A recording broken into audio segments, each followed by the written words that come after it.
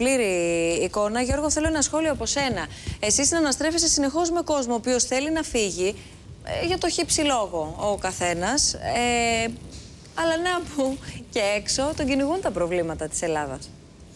Ισχύει και βλέπουμε, είδαμε και στα social media πώς αντιμετωπίζει ο κόσμος την κατάσταση, με χιούμορ προφανώς, αλλά πέρα από τα τεχνικά ζητήματα που περιέγραψε πολύ ωραία ο ανταποκριτής σας στην Αγγλία, νομίζω και έχουν εξαντληθεί αυτά τα πρακτικά ζητήματα, η ακατάσχετη εκλογολογία, το μηδενικό μεταρρυθμιστικό έργο, χάριν διαπραγμάτευσης, έχει εκθρέψει ένα ανθρωπολογικό τύπο, θα λέγαμε, ο οποίος είναι ο χαδερφιστής, δεν σκέφτεται με τίποτα την καινοτομία, σκέφτεται το τώρα και την πάρτη του, αντί να σκέφτεται το αύριο και τον άλλο. Ναι, αλλά αυτό δεν είναι ένα σύγχρονο φαινόμενο. Δεν είναι κάτι το οποίο τώρα έτσι ξαφνικά βλέπουμε αυτό το μοντέλο μπροστά μας. Έχετε απόλυτο δίκιο. Απλά πλέον τα πράγματα έχουν γίνει διάφανα μέσα στην κρίση, λόγω του ότι έχουν προκύψει όλα τα προβλήματα που κρύβαμε κάτω από το χαλί και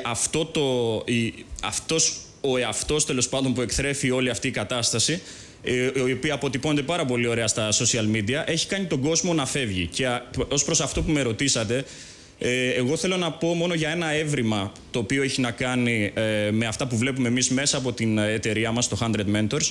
Είναι ότι ενώ η διαρροή εγκεφάλων, όπως πολύ καλά είπατε, υπήρχε και πιο πριν, αυτή τη στιγμή βλέπουμε μια μεγάλη μείωση του μέσου όρου ηλικίας, ο οποίος φεύγει προς τα έξω.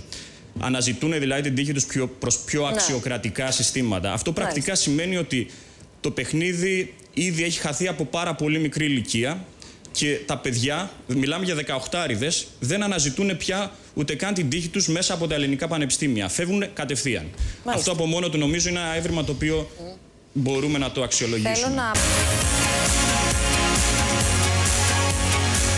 Έχουμε επιστρέψει εδώ μαζί με τον κύριο Σεφεριάδη και μαζί με τον κύριο Τσαπρούνη και θα συνδεθούμε αμέσως τώρα με την Αγγλία. Παραμένει βεβαίως κοντά μας οι 100 Mentors και οι 100, Γιώργος Νικολετάκης. Θα μου μιλάς στο ελληνικό όπως μιλάω και εγώ, τα έχουμε πει 1.000.000 φορές στον αέρα και έχουμε συνδεθεί και με τη Βρετανία. Είναι κοντά μας ο Πάνος Μανιώτης, εισαγωγέας και ιδρυτής του The Greek Daily, όπως διαβάζω. Μας έδωσε νωρίτερα... The Greek Daily. Μας έδωσε, κύριε Μανιώτη, νωρίτερα το ρεπορτάζ και ο Θανάσης Γκαβός. Είχα όμως διακόψει για διαφημίσεις και διαμαρτυρήθηκε, κύριε Τσαμπρούνη και κύριε Σεφεριάδη, η Μαρία η Ζουμπούλη στο Twitter. Αφήστε επιτέλους τους σοβαρούς ανθρώπους να μιλήσουν. Μην τους διακόπτετε. Δεν θα με χαρακτηρίσουν μουγγί, με διαβεβαιώνει κιόλας. Οπότε, Μαρία μου, όπως σου απάντησα μάλιστα, αμέσως